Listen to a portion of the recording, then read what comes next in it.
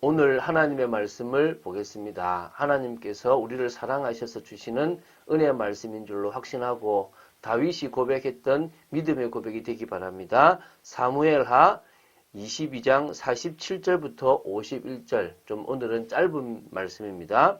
사무엘하 22장 47절부터 51절인데요. 50절, 51절을 합독하고 전체를 보겠습니다. 우리 50절, 51절 합독하겠습니다. 이름으로 여호와여, 내가 모든 민족 중에서 주께 감사하며 주의 이름을 찬양하리이다.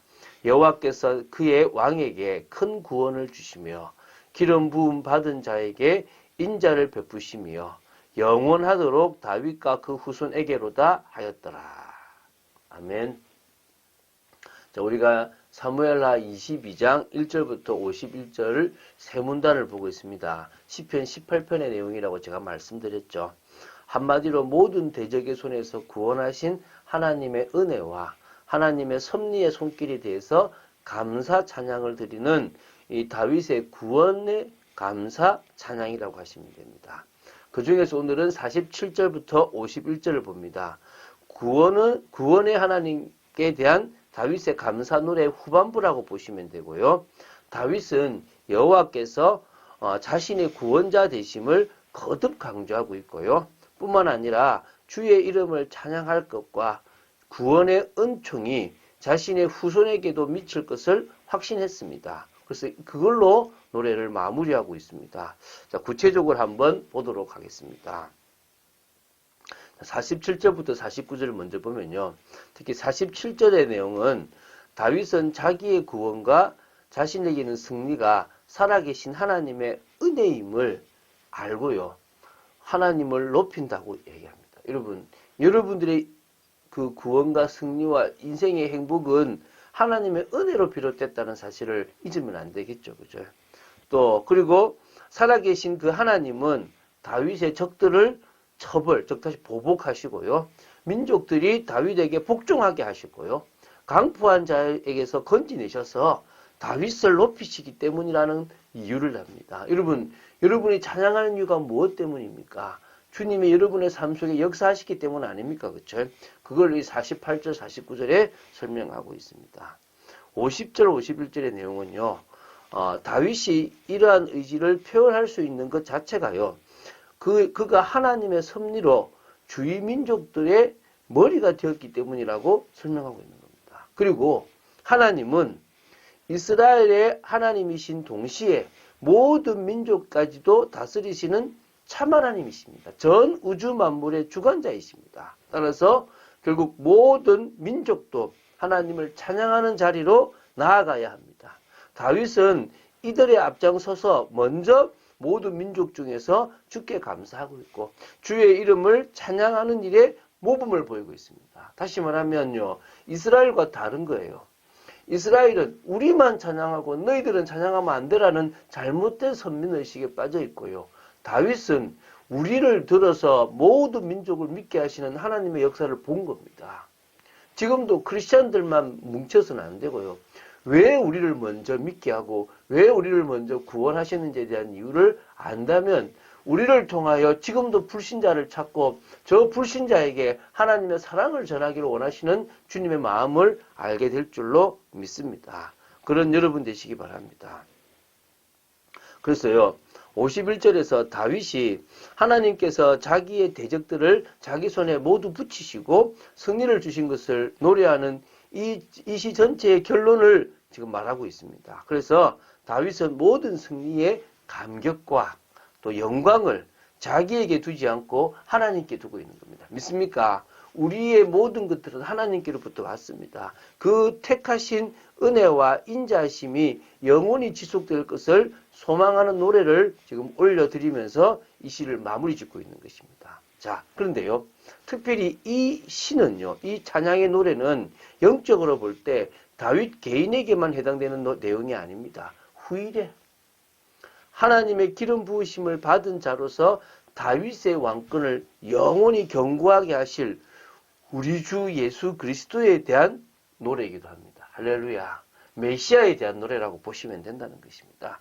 예수 그리스도는 하나님 앞에 신실했던 왕 다윗의 후손으로 오셔서 성령으로 기름 부으심을 받으사 그 거룩한 말씀과 능력으로 우리를 통치하실 왕으로 세워주신 분이십니다. 그때나 지금이나 그것은 눈이 가리워진 자들에게는 그냥 비밀한 것이지만 언젠가 하나님이 뜻하시는 날이 되면 모든 만물이 그에게 복종하게 될 것이며 세상 모든 나라와 백성들은 그분 앞에 복종하며 그리스도의 나라는 하늘과 땅에 영원히 서게 될 것이라는 것을 강조하고 있는 것입니다. 자, 그리고 이제 10편, 18편이라고 할 수 있죠. 이 사무엘하 22장에 대해서 우리가 조금 이제 결론을 짓겠는데요. 사실은 제가 시편을 하기가 좀 두려운 게 제가 공대라는 걸 제가 늘 기억하거든요. 이렇게 다른 목사님들은 참 쉽게 푸는데 저는 자꾸 이렇게 내용을 분석하고 하려고 그러니까 어렵게 풀게 되는 것 같아요. 제가 시편을 잘 좀 하기를 두려워하는 것 같습니다. 그러나 언젠가는 시편도 이 새벽에 다룰 때가 오겠죠, 그죠? 자, 그래서 오늘 다윗이 이 18편을 통해서 고백했던 한 8가지 특징을 말하고 마치려고 하는데요. 찬양의 미학이 뭔지를 보여주고 있습니다. 다윗은 하나님의 손이 모든 것을 이루신 것을 인정하는 거예요. 그래서 자신이 교만의 함정에 빠지지 아니하는 거죠. 그런 거 있잖아요. 내가 했다. 나를 드러낼. 저도 많거든요. 그래서 넘치는 감사로 승리의 영광을 모두 하나님께 돌립니다. 이게 바로 성도가 성취의 순간에 뭔가를 이루었을 그 순간에 배워야 할 찬양의 미학인 것입니다. 여러분, 찬양이 아름다운 것이 이런 이유 때문입니다. 두 번째는요, 체험적인 신앙을 다윗이 가지고 있다는 것입니다.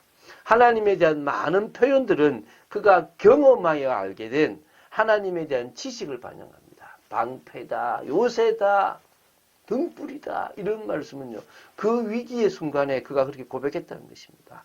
다윗이 어려웠던 시절이 바로 이 신앙 고백이 응축되는 시기였다고 보시면 됩니다.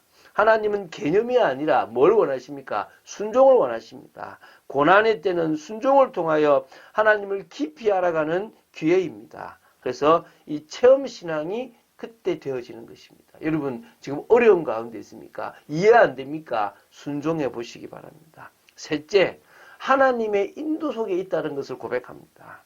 하나님은 깊은 좌절에 빠진 신실한 성도를 건져낼 뿐만 아니라 해방된 자유와 넉넉한 위안의 자리로 인도하십니다. 아니, 전지전능하다면서 그렇게 가지 않으면 되지 않냐?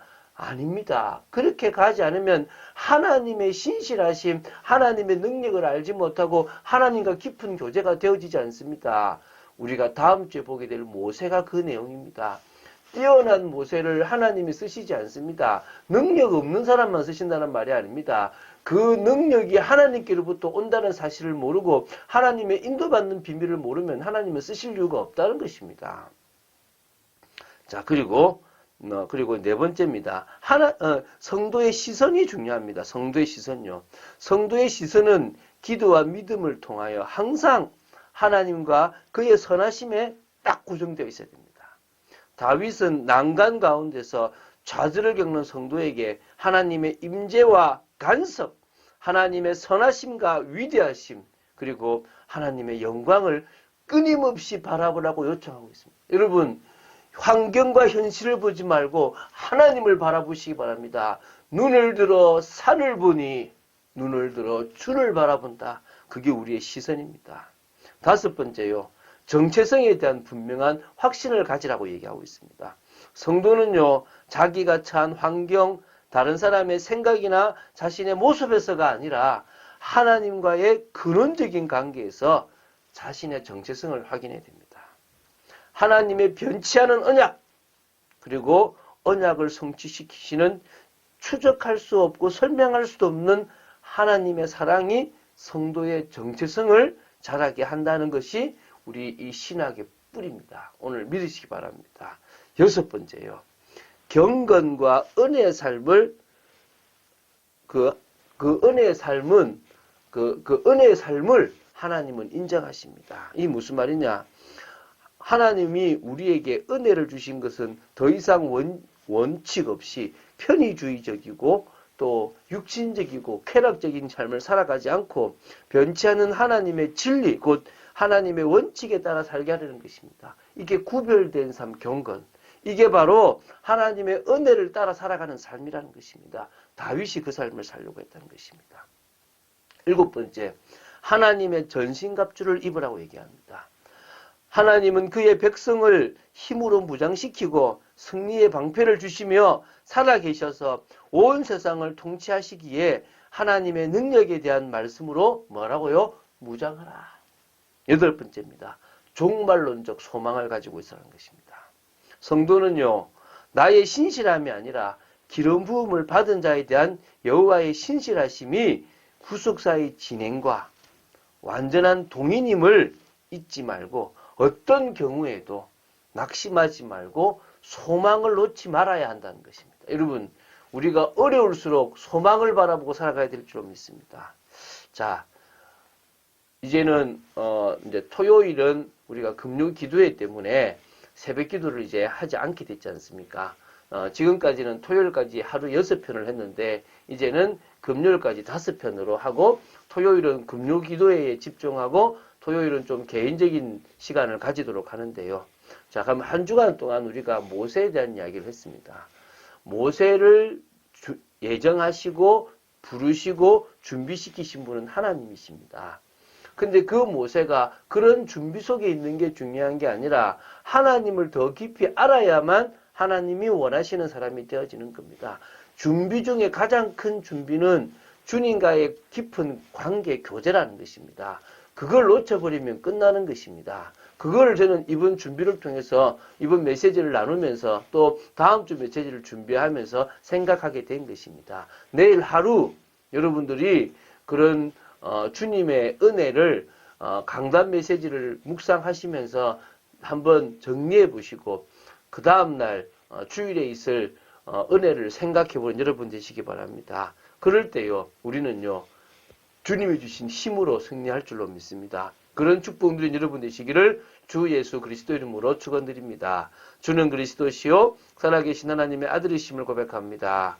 저희들에게 매일 새벽을 깨울 수 있게 하심을 감사하고 토요일은 저희들이 이제 개인적으로 보지만 더 깊은 은혜 속으로 들어갈 수 있도록 역사하셔서 우리가 공식적인 이 새벽 메시지가 없는 만큼 더 은혜 속에 있게 하여 주시옵소서. 주님과의 교제가 늘 넘치게 하시고 하나님을 더 깊이 알아가는 저희들 되도록 지켜 주시옵소서. 주 예수 그리스도 이름으로 기도드립니다. 아멘.